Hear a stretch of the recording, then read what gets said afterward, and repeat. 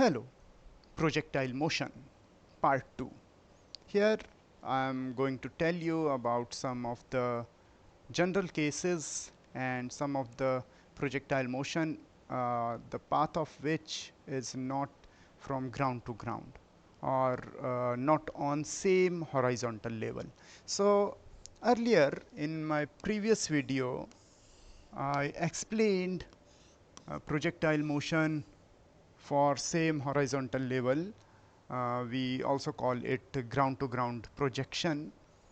Uh, and there were some outcomes of that: time of flight 2u sine theta over g, and we know that it is the time taken by projectile from the launch till it reaches on the same horizontal level. And we also know that half of the time will be taken for ascent and half of the time will be taken for descent. So this will be the half of this time and this will be the half of that time. In fact, h is equal to u square sine square theta upon 2g, and this is also true if projectile is incomplete, if it reaches that maximum height and goes nowhere else. Maybe it is hitting a wall at the topmost position, so still it is true. And then range, the horizontal span it has covered, which is u square sine 2 theta upon g.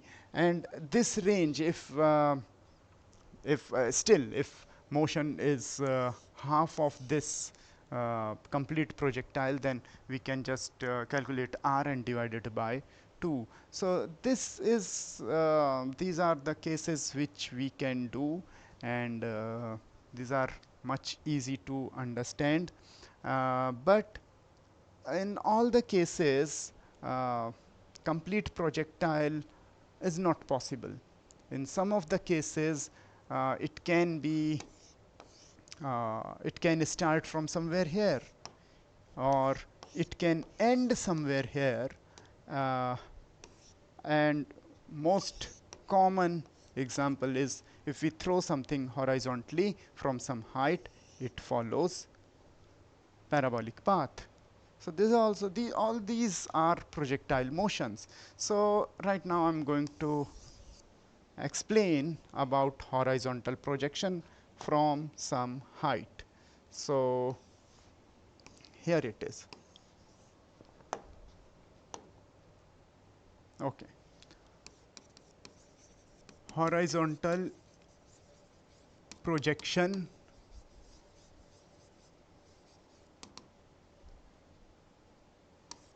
from some height.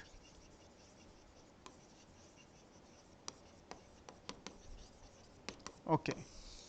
Now here, let us suppose this is the ground, this is h height, and object is projected horizontally with velocity u. Then it will ultimately fall like this.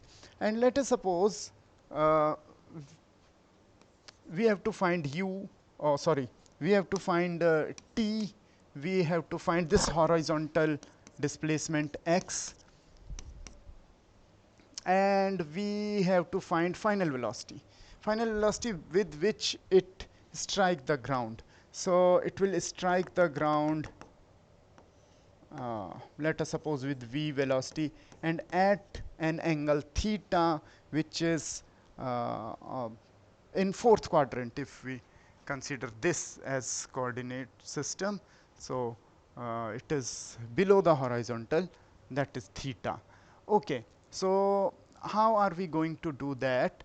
For the now, see, uh, as we derived the formulae for complete projectile for ground to ground projection, so also we will do the same thing here by splitting this motion into two one-dimensional motions. Means there is a motion which is in this vertical direction, and there is a motion which is in horizontal direction. And remember that this horizontal directional motion is uniform motion, because there is no acceleration along horizontal direction, and this is non-uniform motion but with uniform acceleration,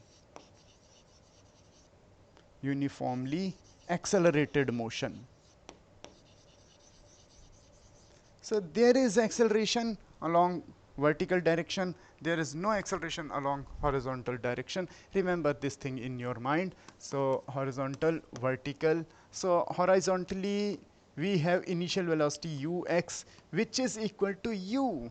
If a vector is along an axis, then component of that vector along that axis is itself. So that is why it is this. And uy is 0. There's no component. I mean, this velocity has no component along y-axis.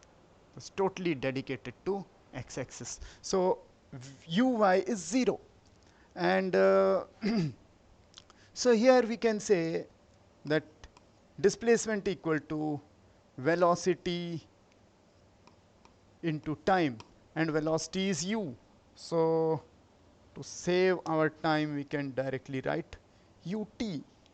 It is just ut, x equal to ut. Some student might say that why not it is x equal to ut plus half at square. So if we put that half at square here, so because a is ax, which is 0 in horizontal direction, it is uniform motion, no acceleration is there, so entire this term will get vanished. So that's all. So x equal to ut. What about this vertical direction? So there are two ways to solve it. First, what we have studied so far, we'll follow that thing. So s equal to ut plus half at square. So here we have motion along y-axis. So ultimately it have to travel h displacement, and there is no initial velocity, and uh, there's no point to debate about the sign taken by this acceleration, whether it is positive or negative. For the sake of simplicity, we will consider it positive. So it will be g t square. That's all. So from here, t is equal to 2h by g root. Why I was worrying about sign of acceleration? Because in my all previous videos I have discussed about the same concept, and I have told you that this acceleration should the sign for this acceleration should be taken in such a way that in with respect to this sign of the initial velocity. So when we throw something upward, so its direction will be upward, and acceleration due to gravity has direction downward. So in such case, we consider this as positive but this as negative. But if it is downward and a is already downward, so uh, because both are in same direction, so we consider them as positive.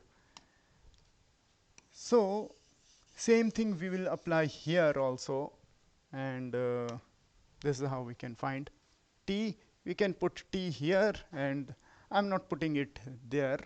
You can put it yourself and you can find x. So this is how we are. See, we have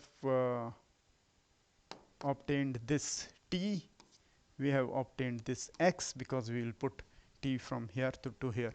Now v.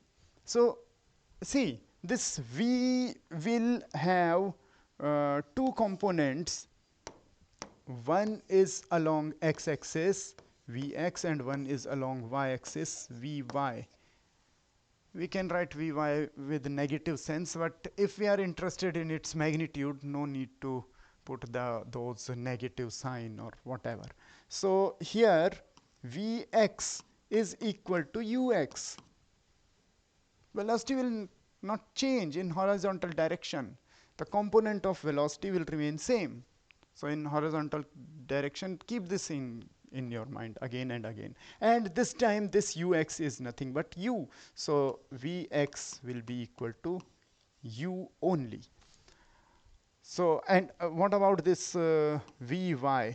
So for Vy, we can apply this formula uy plus ayt. Uy is 0, ay is g, so it is gt. T we can put from here, so it is g multiplied by root 2h by g, and g can be written as root g multiplied by root g root 2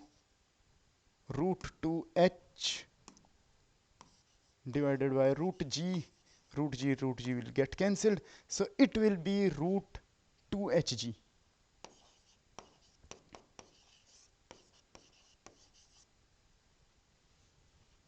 And that's all. Final velocity v will be root of vx square plus vy square. So v equal to root of u square plus 2gh. And this is quite obvious result, but you might be worrying that why is it so, because it was initially along this direction, and we have studied that if something falls with u velocity downward, then final velocity will be v equal to, I mean this one. But see, actually this v is not vertically downward, but it is at some angle. So keep this thing in your mind, but ultimately we can just skip all of this work and we can direct fall into this result. And let me give you an example for this. Okay, there are plenty of examples like this, like if you are moving in a bus and then you drop something. See, that is not a good practice, but okay, of course, you are dropping a ball. Okay, so from the window of a moving bus or a train, then see, you will find it falling downward, but from outside it will look like it is traveling in a parabolic path. It is because when you release that object, it has that velocity by which the bus was moving, vehicle was moving. So remember that thing. But remember one more thing: if bus was accelerating or decelerating, so at the time of, let us suppose, accelerating, so at the time of acceleration, that object will not acquire that acceleration. When it is released, it has no contact with the bus, so whatever be the acceleration of the bus, that will not be given to that object. That object is not going to get that acceleration in forward direction. Acceleration just ends there when we release it, and when we have released that object, that will carry the velocity only. So I am giving you an example here. So it's a famous example. So let us suppose there is a helicopter and it is dropping something, maybe a food packet or anything else what we can think of. So this helicopter, at the time of projection of that object, release of that object, its acceleration was 10 meter per second square. And this is not the acceleration due to gravity, it is in forward direction. And at that time, the object, at that time, its velocity is 100 meter per second. So and its height is let us suppose 400 meter. So now what will happen? See, when the object will be dropped, then the object will acquire this velocity only at that moment. Whatever the velocity of that helicopter, object will acquire that velocity, but not that acceleration. Remember, because it is not the part of that system anymore.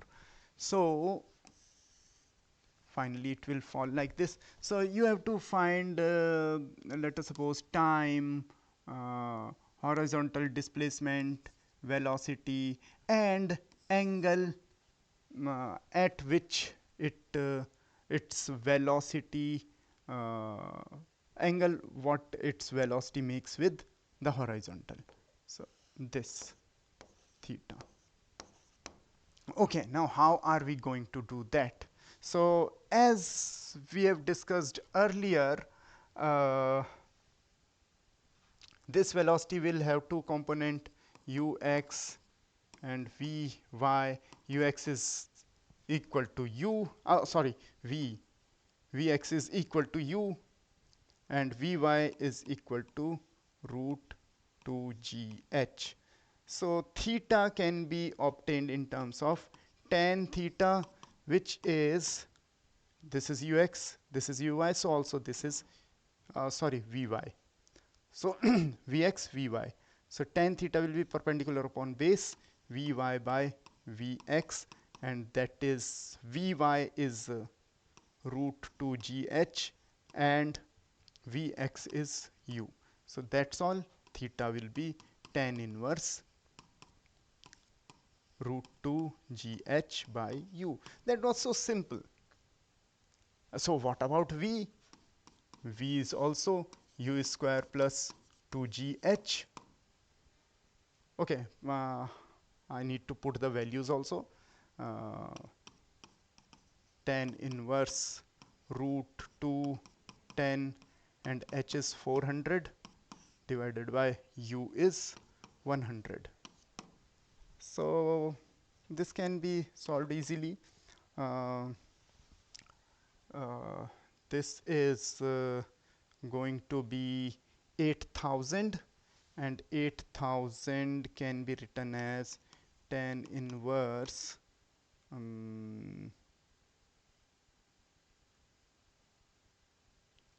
8000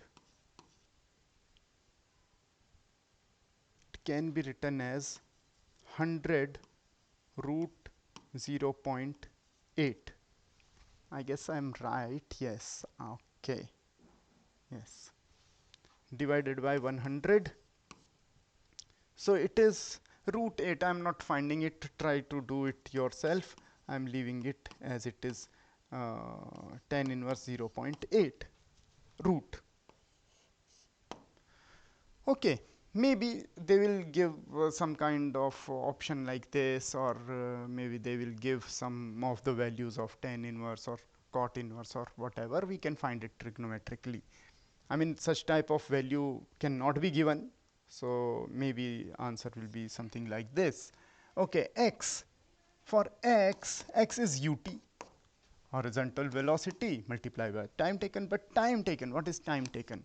So time taken is root 2h by g, and straightforward we can find 2h by g, it is root 80, which is nearly about 8.999 something, approximately 9 second. That's all. So this is how okay, and then we'll apply this here. So for a safer side, I'm writing it like this, meter. So this is the type of horizontal analysis of horizontal projection from some height. Now many of the questions will be asked in this form. There is a ramp, there is an inclined plane at an angle alpha, and object is thrown at some angle theta with the plane. It can be theta from the horizontal, it can be anything, but if it is from the horizontal, then that will be in that case you can do it yourself. If they give this angle, you can subtract this angle and obtain this remaining angle to fit your answer into this formula. So there is theta.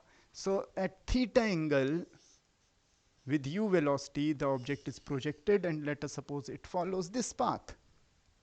So it is something like something similar to this case when projectile is incomplete. It explodes, it strikes, or it is stopped somewhere here. Okay, so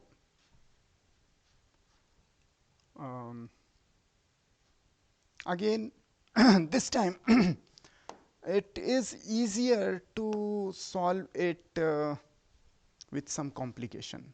Which type of statement it is? Yes, it can be solved by many different methods, but the concept which I want to introduce is split this velocity into two components.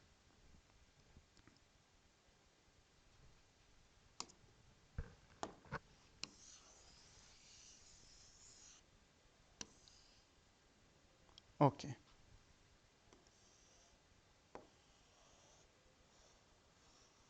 All right. Now see this. So first component is perpendicular to the plane, and we will name it, we will call it u perpendicular, and other component is along the plane, we will call it u parallel. And then there is acceleration due to gravity. Actually it is not, it is applicable for entire motion, but I'm marking it here so we can easily visualize it anywhere during this motion. So this is the acceleration due to gravity, g. Later on I will assign its symbol, its sign, whether positive or negative, whatever. Now if this is alpha, this is 90 minus alpha, so this will be alpha again. So it is g cos alpha, and this is g sin alpha. So you can see, if I rotate entire this system,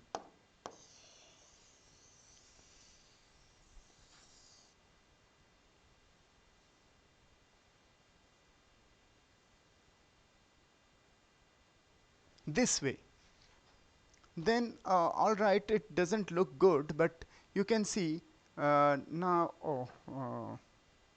I have to draw it bit properly, so it will give us a good feel to solve the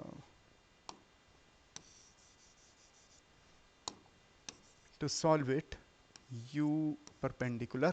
Okay, now see, there are two accelerations acting here, g cos alpha in downward direction and g sin alpha opposite to this parallel direction. See, actually I have rotated the coordinates. Actually it is still on an inclined plane, but I am visualizing it as a rectangular coordinate like x and y axis. So you can see that this u parallel being opposed by this g sin alpha, and this u perpendicular is being opposed by this g cos alpha. All right, now uh, let me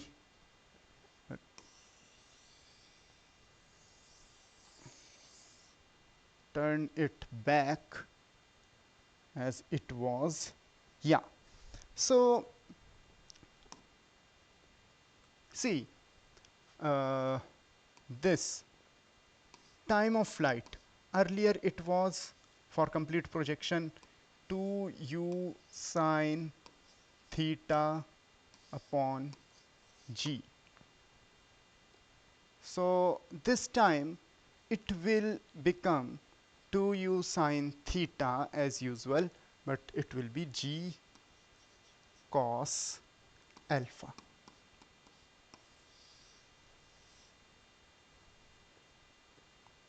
And in the same way, now we will not say maximum height, but we will say maximum separation from the horizontal, from the plane.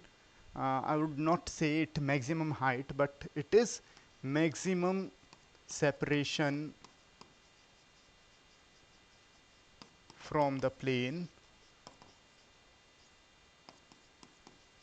and I will call it S is also not looking good, D, the distance. So earlier there was a formula u square sine square theta upon 2g.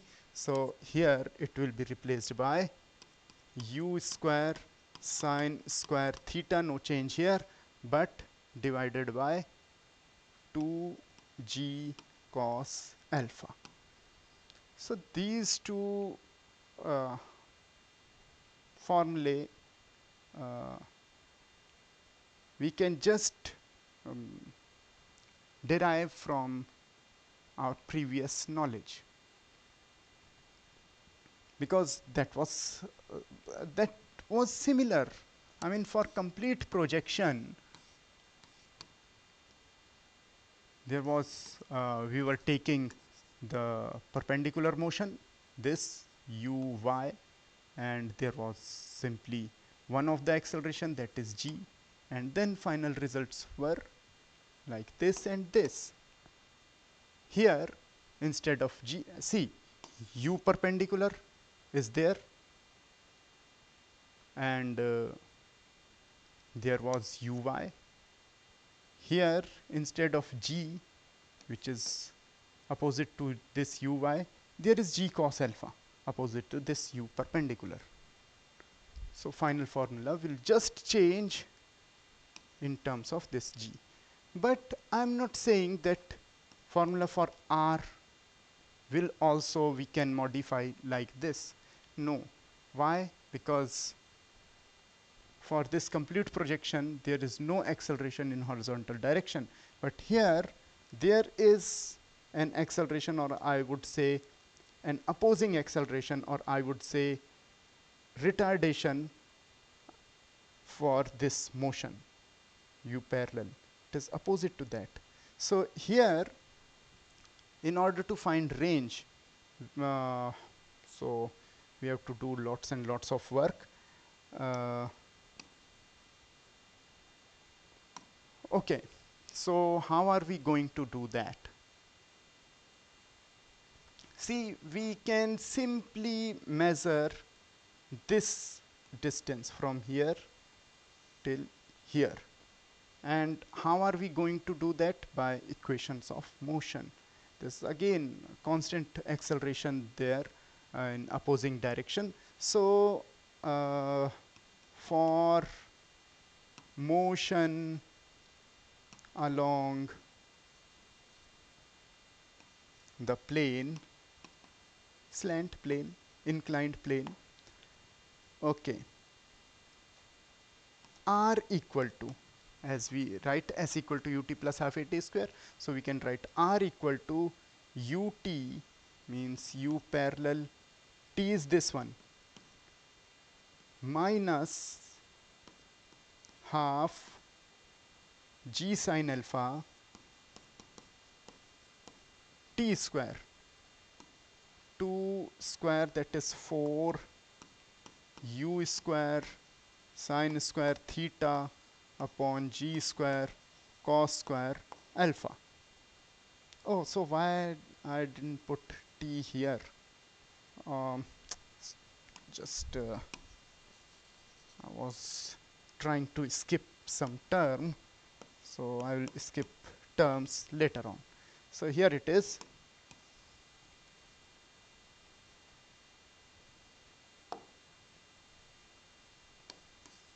R equal to u parallel 2u sine theta upon g cos alpha minus 1 by 2 g sine alpha t square means 4u square sine square theta upon g square cos square alpha. Now it is becoming a bit bulky, and I can put this u parallel also. So in the place of u parallel I can put uh, u cos alpha or theta, u cos theta, sorry, theta, u cos theta. Okay, so okay, here it is 2u square by g can be taken common because this and because of this. Okay, so what else is there inside is sine theta cos theta by cos alpha minus, there is I'm writing sine square theta sine alpha divided by cos square alpha.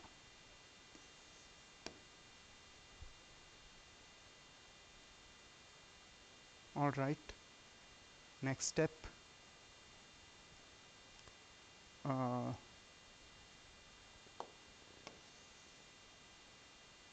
we can instead take sine theta common, and now a trick I am doing, that's not a very difficult trick, that's a simpler trick, a simple trick it is.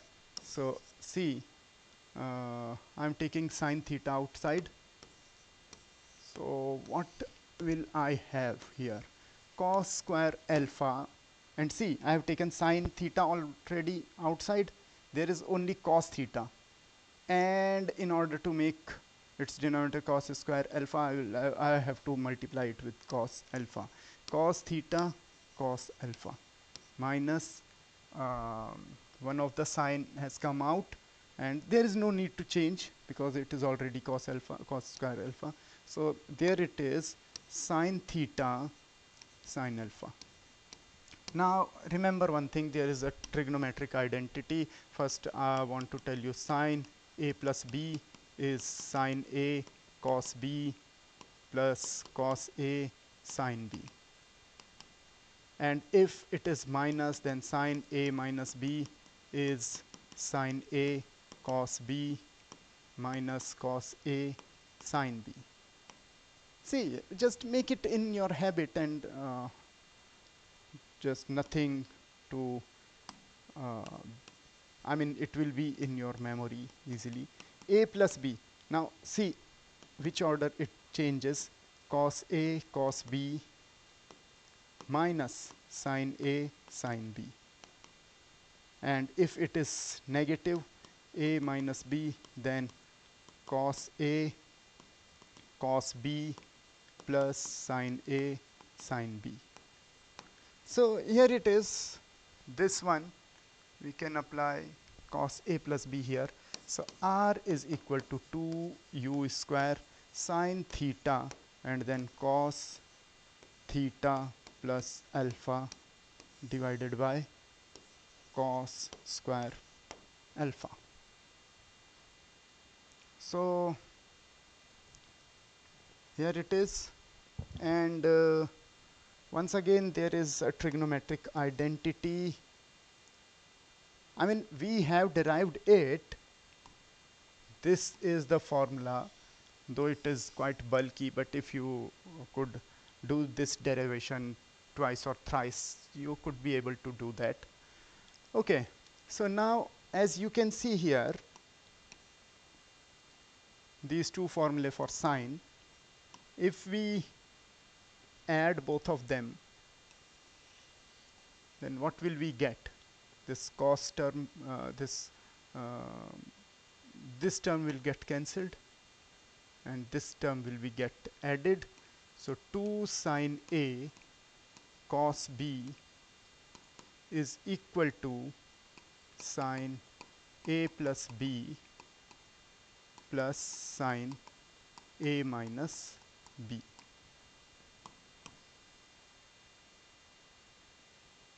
Okay. All right, and here what we can do, this this we have here 2, we have sine A and cos B. So we can write sum of these angle plus difference of these angles. So this is u square and then sine theta plus alpha, sum of these angle, and then plus sine theta minus alpha, and divided by, of course, oh, one thing I missed, g. Okay, cos square alpha, and here it will be minus cos alpha, and it will be u square by g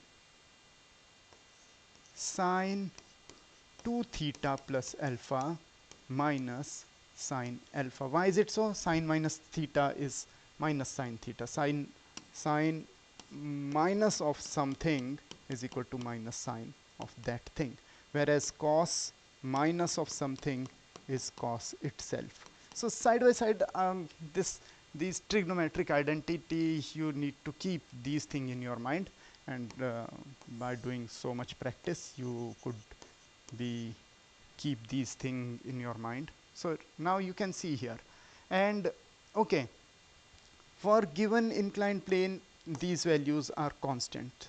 So only variable part is this. So in order to find maximum range for this inclined system, for maximum range, this sine 2 theta plus alpha should be equal to 1. So why is it so? Because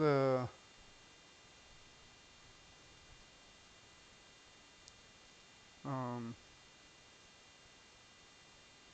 that will be the maximum value for uh,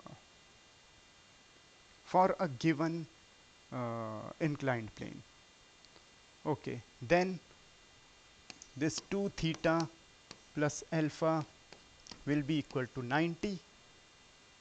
So 2 theta will be equal to 90 minus alpha.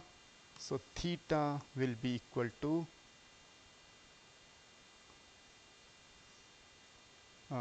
45 minus alpha by 2.